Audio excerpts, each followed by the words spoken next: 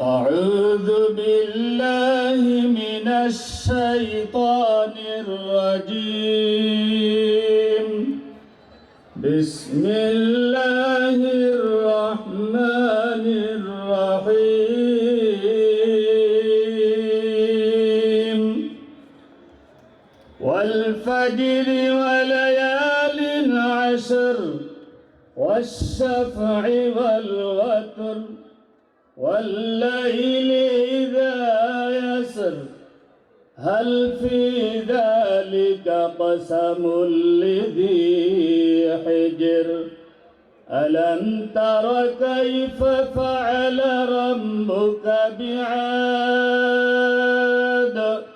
إرم ذات العماد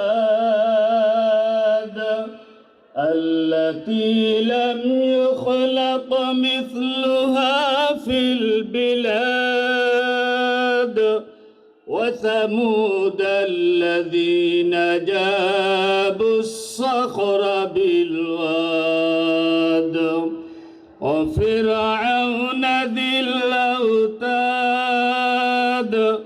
الذين طغوا في البلاد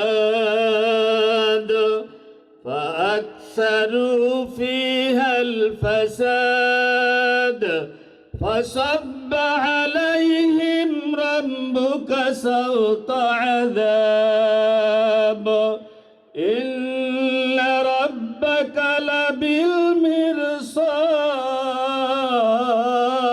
لبالمرصاد فأما الإنسان إذا ما ابتلاه ربه فأكرمه ونعمه فيقول ربي أكرمن وأما إذا ما ابتلاه فقدر عليه رزقه فيقول ربي أهانن كلا بل لا تكرمون اليتيم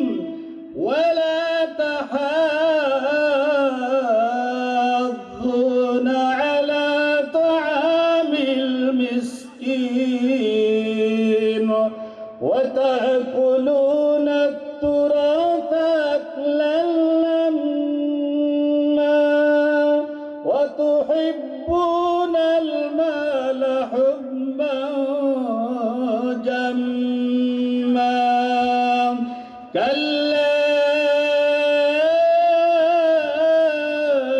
إذا دكت الأرض دكا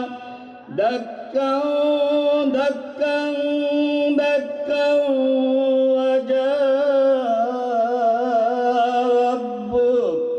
وجاء ربك والملك صفا صفا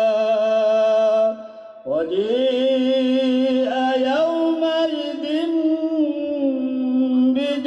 بجهنم يومئذ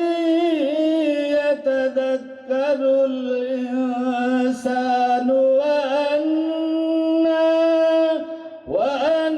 وأنى له الذكرى يقول يا ليتني قدمت لحياتي فيومئذ لا يعذب عذابه أحد ولا يوثق وثاقه أحد يا أيتها النفس المطمئنة ارجعي إلى ربك راضية